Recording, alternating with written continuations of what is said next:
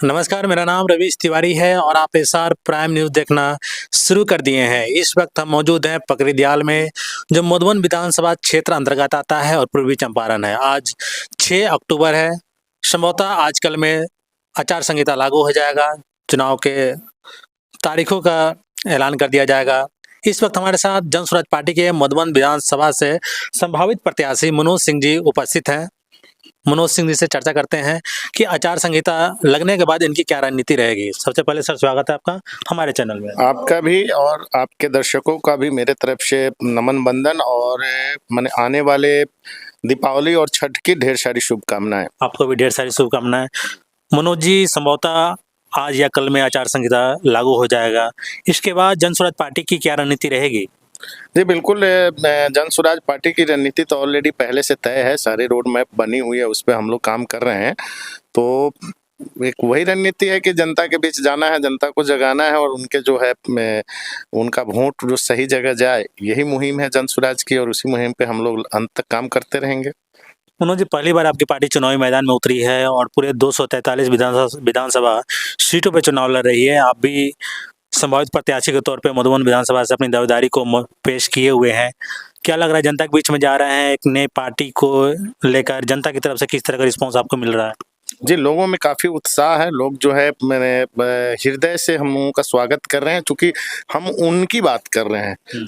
आज तक तो सारी पार्टियों ने केवल जो है जात के नाम, धर्म के नाम पे, कभी किसी ने सेना के शहादत के नाम पे, तो कई तरीके के जो है लोगों को, केवल बिहार की जनता को एक मतलब वोट लेकर उनको ठगने का काम किया गया है। अब पहली बार जो है जन स्वराज जो है उनके दिल की बात को कर रहा है। उनके जो दुःख है, उन माँओं के दुःख पे, उन पत्नियों के दुख पे, उन बच्चों और बच्चियों के दुख पे जिनके पिताजी दिल्ली और पंजाब उनसे 6-6 महीना, साल-साल भर उनसे मतलब अपने कलेजे के टुकड़े से दूर रहते हैं, अपनी माँ से दूर रहते हैं, अपनी पत्नी से पति दूर रहते हैं।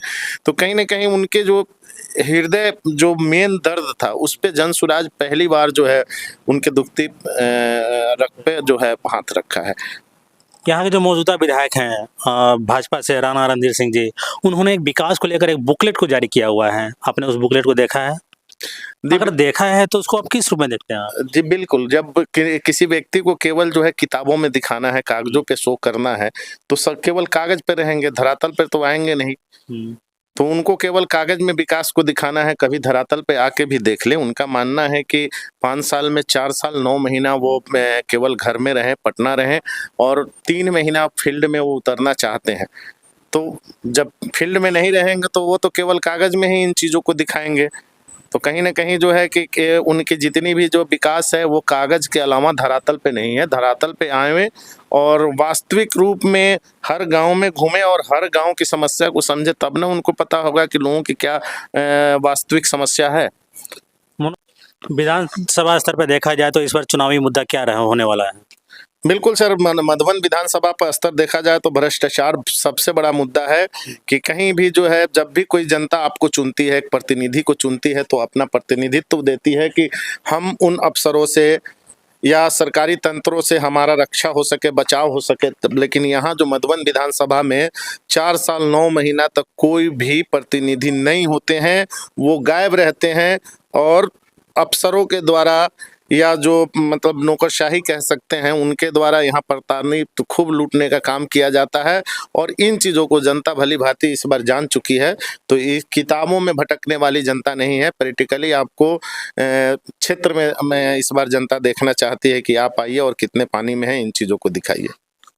देखा जाए तो आपके क्षेत्र में जगह-जगह एक होर्डिंग लगा हुआ है जिसमें नीतीश कुमार और प्रधानमंत्री का फोटो लगा हुआ है। वो कह रहे हैं कि बिहार में रोजगार की भरमार है। आप इसको किस रूप में देखते हैं? ये तो जनता बताएगी। जो जनता दिल्ली जा रही है, जो पंजाब जा रही है, कोई ऐसा घर नहीं बचा हुआ है जिसके बच्चे जो हैं मतलब बिहार में रोजगार प्राप्त किए हैं। आप जाके देख लीजिए ना, ट्रेन दे रहे हैं मोदी जी, 4-4 ट्रेन की सौगात दे रहे हैं, 400 करोड़ के ट्रेन की सौगात दे रहे हैं, लेकिन 400 करोड़ का एक प्रोजेक्ट या मतलब कोई यहाँ पे इंडस्ट्री नहीं दे रहे हैं। तो लोगों को जन स्वराज ने किया क्या है? जो बिहार की जनता थी, जो माने इन चीज़ों से अवगत कराया गया है कि आप देखिए आपके साथ क्या हो रहा है। वोट आपका और आपको ट्रेन दी जाती है, आपको इंडस्ट्री नहीं दी जा रही है।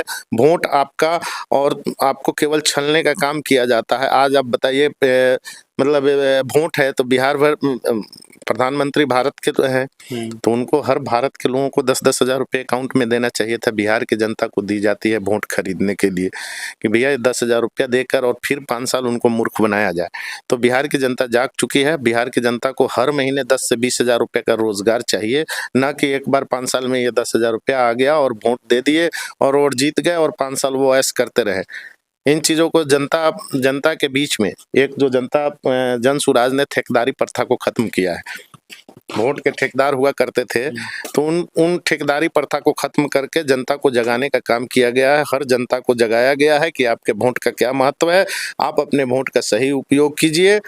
बाबा साहब अम्बेडकर के द्वारा दी गई एक वोट का अधिकार जो है आपको मान सम्मान दिया है। इस वोट को 5,000, 50,000 और 5 लाख में मत बेचिए। मधुबन विधानसभा में जन स्वराज के दो संभावित प्रत्याशी हैं, एक आप हैं। क्या लगता है इस विधानसभा चुनाव में जो प्रत्याशी जो भी चुन तय करेंगे पार्टी, तो वो मजबूती से यहाँ पे चुनाव लड़ पाएंगे? बिल्कुल सर, जन सुराज की जो मजबूती है, जड़ के साथ में मजबूती है, कहीं न कहीं उसका जड़ मजबूत है।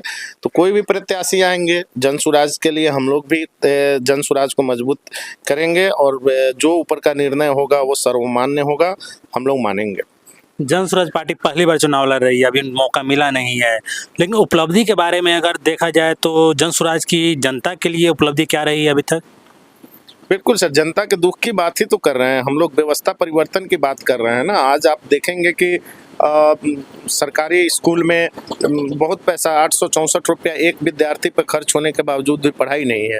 हम उन बच्चों को, हम उस परिवार को कह रहे हैं कि 1,000 रुपया देंगे, आप प्राइवेट स्कूल में आप अपने बच्चों को पढ़ाइए, जब तक कि हम एक अच्छे स्कूल की व्यवस्था नहीं कर देते हैं।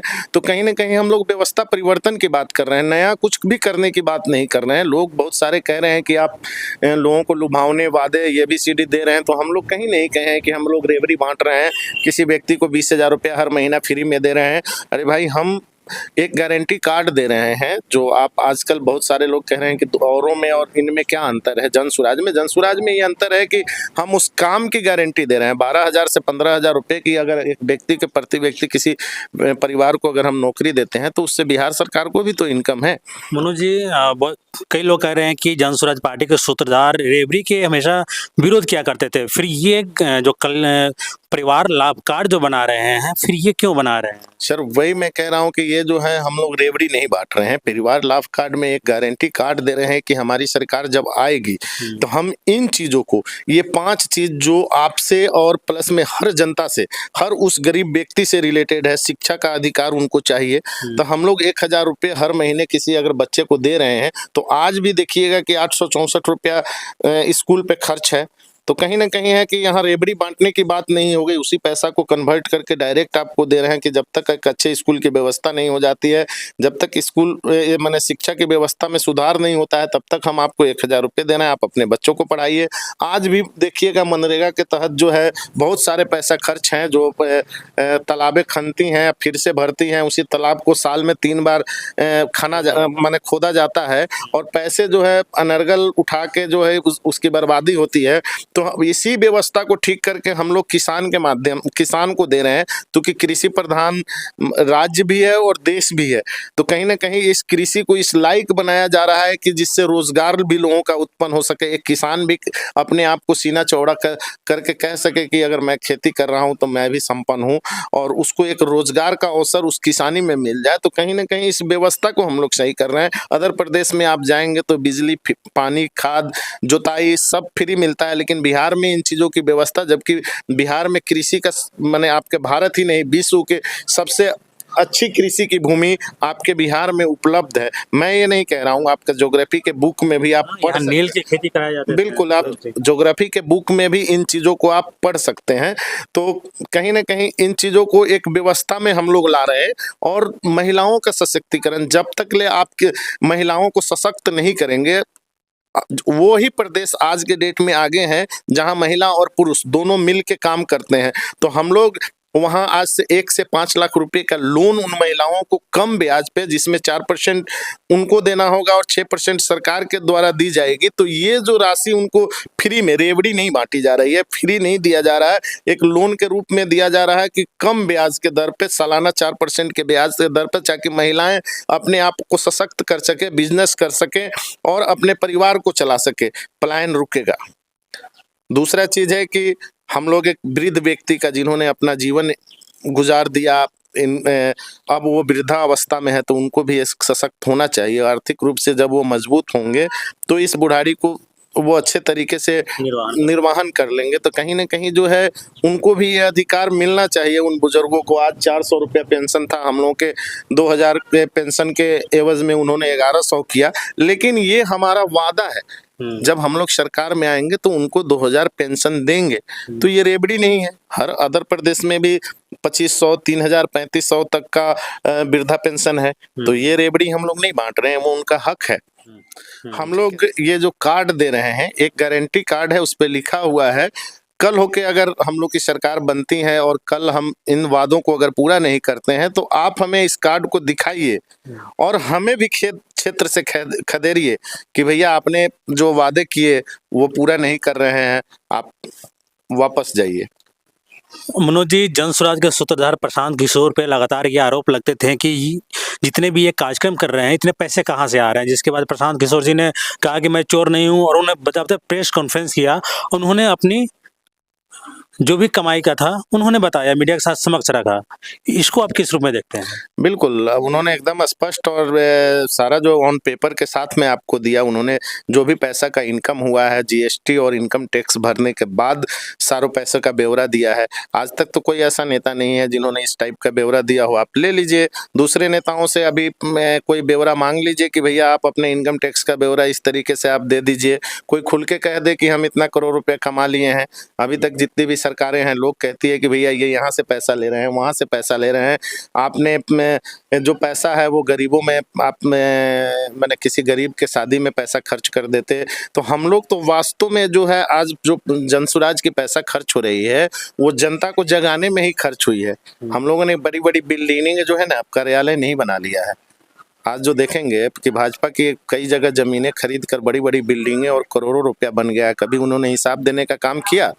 आप जो वो ज्ञान देते हैं कि भैया आप गरीब के लड़की की शादी कर देते या ये कर देते, तो आपने उन चीज़ों को क्यों नहीं किया? आप सरकार में थे, क्या ज़रूरत थी कि पूरा दुनिया भैया आपका ऑफिस है, पूरे भारत आपके ऑफिस हैं, वो बड़ी बड़ी बिल्डिंगें बना लेना, करोड़ों की संपत्ति खरीद लेना, उनसे आप गरीब का विवाह करते ना। आपने सरकारी पैसे से उन सबों को बनाया है ना। हम लोग, हमारे प्रशांत जी तो जनसुराज के सूत्रधार जो प्रशांत जी हैं, वो तो अपना पैसा खर्च करके लोगों को जगाने का काम किया है कि आप अपनी जीवन शैली को देखिए कैसे, और आप अपने हक के लिए लड़िए, कल हो को आपको रोजगार मिले। आज ये लड़ाई का दिन है कि आपने वृद्धा पेंशन बढ़ाया, आज ये लड़ाई का दिन है कि 125 यूनिट बिजली फ्री किया, आज ये जनसुराज की लड़ाई का दिन है कि जनता अब आपसे अपने हक को खोज रही है। तो हमने जनता को जीने का हक दिया है उस पैसा को खर्च करके। आपने क्या दिया है? आपने केवल ऑफिसें बनाई हैं, कार्यालय बड़े बड़े खड़ा किए हैं, बड़ी बड़ी रैलियां कराई हैं, रेलवे के पैसे से आपने रैली कराकर अपना नाम वहाँ पे झंडा फटाका लगा लिया। मनोज जी, विपक्ष आरोप लगाती है कि कंसल्टेंसी में सलाह देने के लिए करोड़ रुपए की क्यों देंगे? भाई सब कोई का अपना अपना कमाने का तरीका है। कोई व्यक्ति अगर एमबीए करके जाता है, वही व्यक्ति है, उतना ही 5 फीट 7 इंच का हर आदमी होता है, और बोलने का भी बहुत अच्छा शैली है। लेकिन बहुत जगह लोग आप देखेंगे तो एक जो एमबीए करके, चाहे कई क्षेत्र में जो लड़के जाते हैं, तो उनकी करोड़ों की सैलरियां होती है। तो वो तो उनके गुण के ऊपर निर्भर करता है कि कितना उनमें कैपेसिटी है, और कंपनी भी कहीं ना कहीं देती है तो घाटे के लिए नहीं देती है, उस व्यक्ति से उससे कई गुना ज्यादा पैसा लेती है, तभी न देती है। आप कॉर्पोरेट सेक्टर में चले जाइए, एक से एक बंदा बैठा पड़ा है जो एक मतलब करोड़ों के पैकेज पे है। आपके माने बिहार से भी हैं, और भारत के कई लोग जो हैं देश विदेश में भी अरबों और करोड़ों के पैकेज पे हैं। तो कहीं कहीं उनमें गुण है। सभी लोग तो नहीं चले जाते हैं। शरीर तो आपके पास भी है, आप भी 5 फीट 7 इंच से हैं, और आपसे कहीं मतलब बहुत सारे लोग हैं जो शारीरिक रूप से आपसे मजबूत हैं, तगड़ा है, लेकिन फिर भी जो है उनके पास वो नॉलेज है, दिमाग है, दिमाग का मिलता है। आप भी उस तरीके का दिमाग डेवलप कीजिए और पैसा कमाइए। बहुत बहुत शुक्रिया मनोज जी।